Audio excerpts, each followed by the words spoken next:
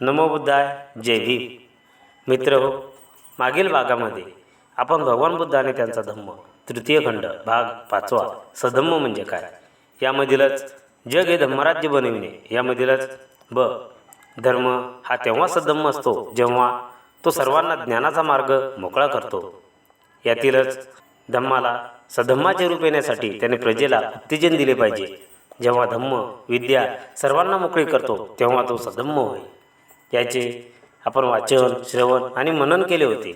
त्याचप्रमाणे आजच्या भागामध्ये भगवान बुद्ध आणि त्यांचा धम्म तृतीय खंड भाग 5वा सधम्म म्हणजे काय यामधील जग हे धम्मराज्य बनविणे यामधीलच धर्म हा तेव्हा सधम्म असतो जेव्हा तो सर्वांना ज्ञानाचा मार्ग मोकळा करतो.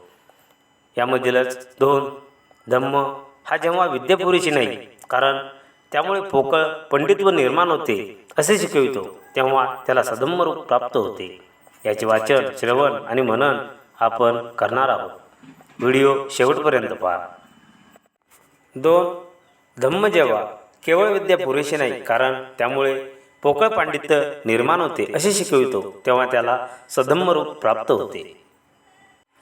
एकदा भगवान बुद्ध कौसांबिया सुस्वर विहारात राहत होता. तिथे जमलेल्या ज्या लोकांना तो उपदेश करीत होता त्यामध्ये एक ब्रह्मचारी होता. त्या ब्रह्मचार्याला अभिमान वाटत असे की वेदज्ञानात आपण अद्वितीय आहोत. वादविवादात हरविणारा कोणी न आढळल्यामुळे तो ज्या ज्या ठिकाणी जाई त्या त्या ठिकाणी हातात एक मशाल घेऊन मिरवित असे. एके दिवशी एका शहराच्या चौरस्त्यावर त्याला एक मनुष्य भेटला. त्याने त्या ब्रह्मचार्याला त्याच्या त्या विक्षिप्त वर्तनाचे कारण विचारले. त्यावर तो ब्रह्मचारी म्हणाला, जग अंधकारमय व लोकभ्रांत आहे. त्यामुळे जितका प्रकाश करता येईल तितका प्रकाश करण्यासाठी मी ही मशाल बरोबर घेत असतो. त्याला जमलेल्या लोकात पाहिल्यावर भगवान बुद्धाने हाक मारून विचारले, या मशालीने तू काय करीत आहेस? त्या ब्रह्मचार्याने उत्तर दिले, लोक सर्व अज्ञानाच्या अंधकारात चाचपडत असल्यामुळे त्यांना मार्ग दाखवण्यासाठी मी ही मशाल धारण केली आहे. नंतर तथागताने त्याला परत विचारले, खरोखर तू इतका विद्वान आहेस? धर्मग्रंथातील 4 विद्या म्हणजे शब्दविद्या, ज्योतिर्विद्या, राजविद्या आणि युद्धविद्या तू जाणतोस काय? या विद्यांशी आपण अपरिचित असल्यामुळे त्या ब्रह्मचार्याला कबूल करावे लागले. त्याने ती मशाल फेकून दिली. भगवान बुद्धाने त्याला उद्देशून म्हटले, मनुष्य कितीही विद्वान असला तरी तो जर इतरांचा तिरस्कार करण्या इतका स्वतःला मोठा मानू लागला तर तो हातात मेणबत्ती धरलेल्या आंधळ्या माणसासारखा आहे.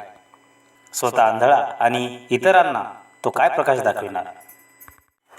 मित्र हो, भगवान बुद्ध आणि त्यांचा धम्म तृतीय खंड भाग 5वा सधम्म म्हणजे काय यामधील जग हे धम्मराज्य बनविणे यामधीलच धर्म हा तेव्हा सधम्म असतो जेव्हा तो सर्वांना ज्ञानाचा मार्ग मोकळा करतो. यामधीलच धर्म हा जेव्हा विद्या पुरेशी नाही कारण त्यामुळे पोकळ पंडित्व निर्माण होते असे शिकवितो तेव्हा त्याला सधम्म रूप प्राप्त होते. याचे वाचन, श्रवण आणि मनन केले आहे. यानंतर भगवान बुद्ध आणि त्यांचा धम्म तृतीय खंड भाग 5वा सधम्म म्हणजे काय यामधील जग हे धम्मराज्य बनविणे यामधीलच ब धर्म हा तेव्हा सधम्म असतो जेव्हा तो सर्वांना ज्ञानाचा मार्ग मोकळा करतो. यामधीलच 3 धम्म जेव्हा प्रज्ञेची आवश्यकता शिकवितो तेव्हा तो सधम्म रूप पावतो. याचे वाचन, श्रवण आणि मनन आपण नेक्स्ट व्हिडिओमध्ये करणार आहोत. म्हणून नेक्स्ट व्हिडिओ अवश्य बघा. जय भीम, जय बुद्धाय.